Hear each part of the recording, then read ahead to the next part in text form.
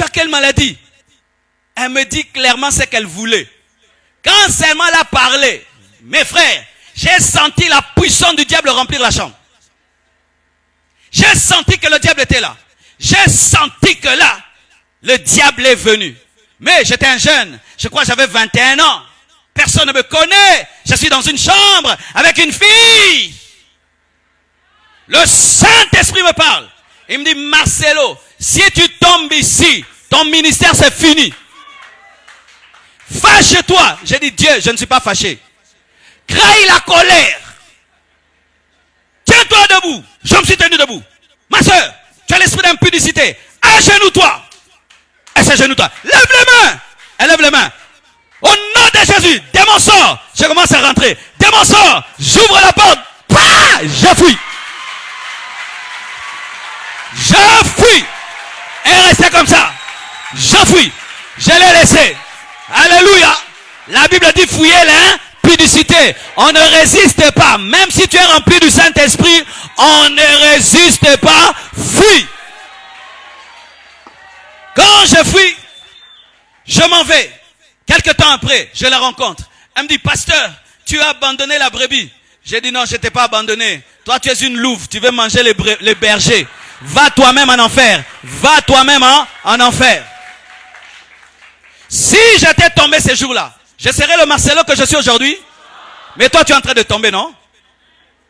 Minta quoi ça, pasteur? Minta, mungu atani, mungu, na benye unafanyaka.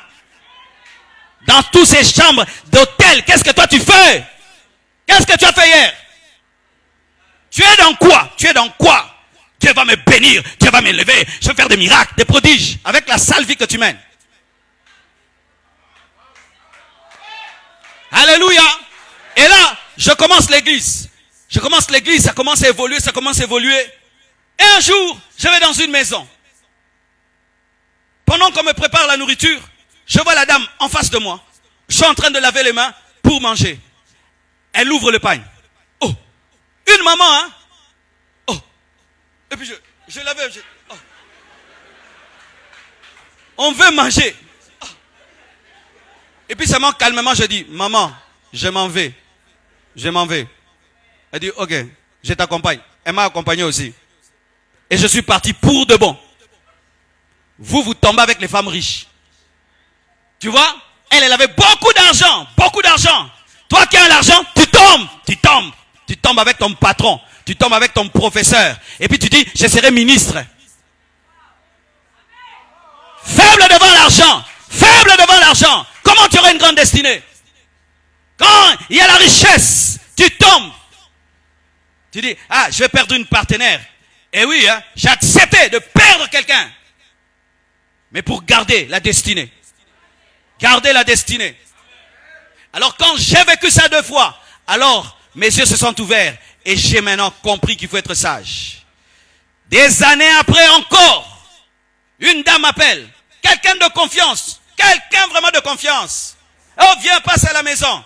Dieu me parle directement et me dit, elle t'invite pour ceci, fais très attention.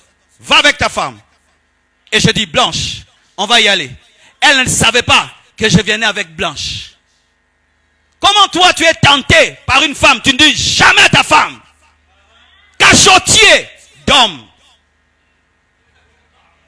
Mais oui, comment toi, une femme te dérange, tu ne dis jamais à ta femme. Tu gères toi-même, tu as un problème d'impudicité. Maman, un homme te dérange, tu ne dis jamais à ton mari. Pourquoi tu caches? Tu caches quoi? Tu caches les SMS qu'on t'envoie, tu effaces. On t'envoie, tu effaces. Tu effaces. On t'envoie des cœurs, tu effaces. Quand tu te maries, tu combats le péché avec ta femme, avec ton mari. Parce que vous n'êtes plus 2 chairs, mais une chair. Moi, à l'église Compassion, tu me tentes, je t'acquise, c'est Maman Blanche. Comme un enfant, je vais t'acquiser. Oui, tout le monde sait que moi j'acquise. Ce sont les faibles qui tiennent. Les forts tombent. Si tu veux tenir, sois faible. Quand tu es fort, tu vas tomber. Alors je dis, Blanche, on va aller. Et vous savez, on arrive dans cette maison-là. À la porte, elle se tient à la porte. Elle a porté une robe transparente, sans rien. Et la lumière de sa maison frappe sur la robe, tout se voit. Mais elle m'attendait, elle venait à deux. Elle a voulu sauter, disparaître. Et nous, on a fait semblant. On est entre eux. Et puis on est parti. Elle a fui. Frère, si tu veux la grandeur, tu dois accepter la maîtrise de soi. Tu dois accepter la tempérance. Tu dois dominer tes pulsions. Ce qui tue l'église dans ce pays, les ouins tombent, ils rechutent, ils chutent, et ils rechutent. C'est ça la faiblesse de l'église du Congo. Prêchant bien, ayant l'onction, faisant des miracles, mais faible.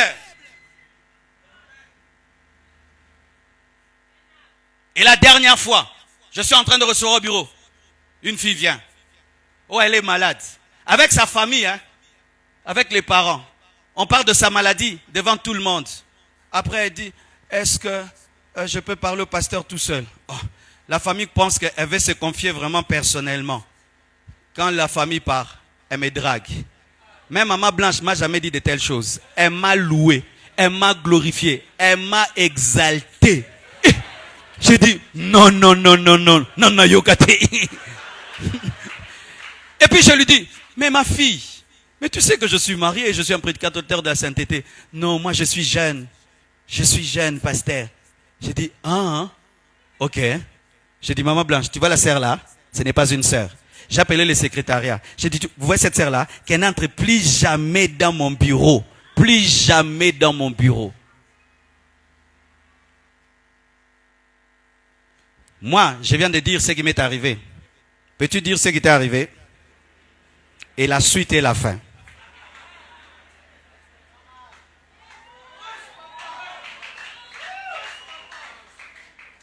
Certains, c'est déjà dans les fiançailles que vous commencez à tomber. Beaucoup de ouins, votre cimetière de l'onction, c'est les fiançailles.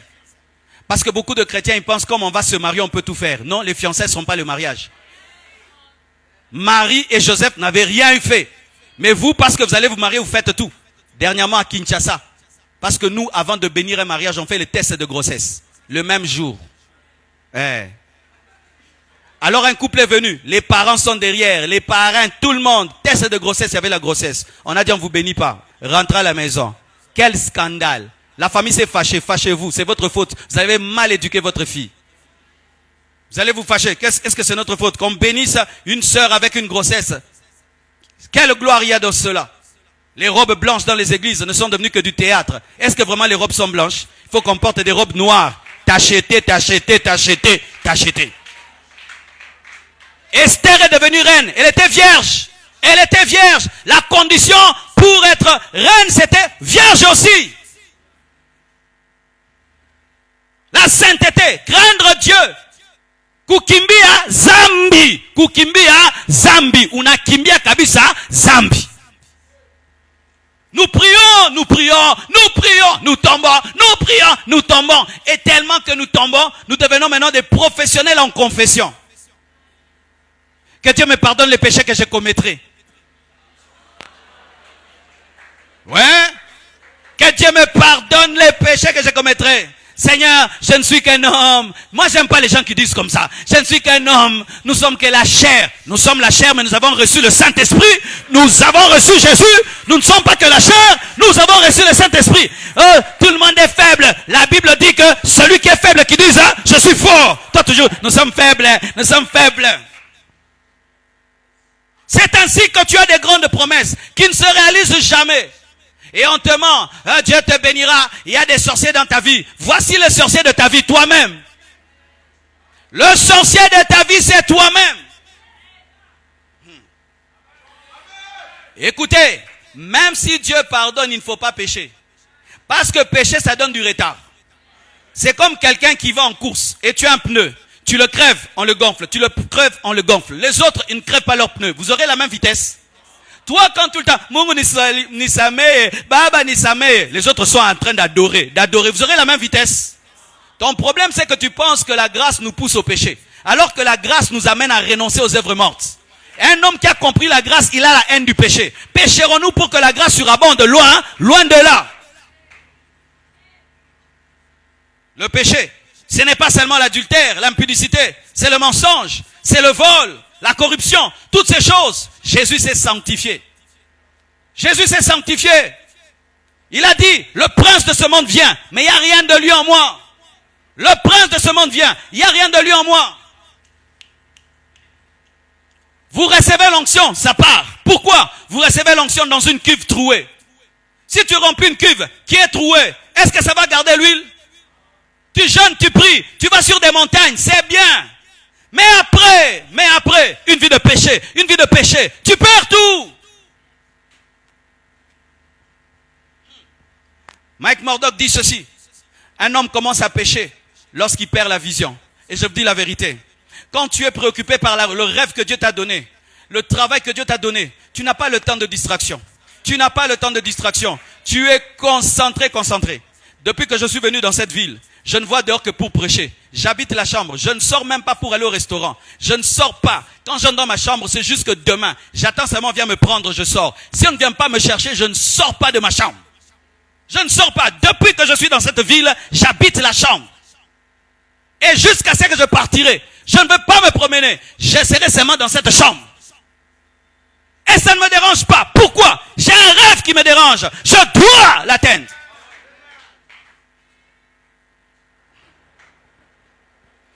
Pendant que je prêche, il y a une voix qui te dit, ah non, il est trop dur. Frère, préfère ma dureté, pas celle de Dieu.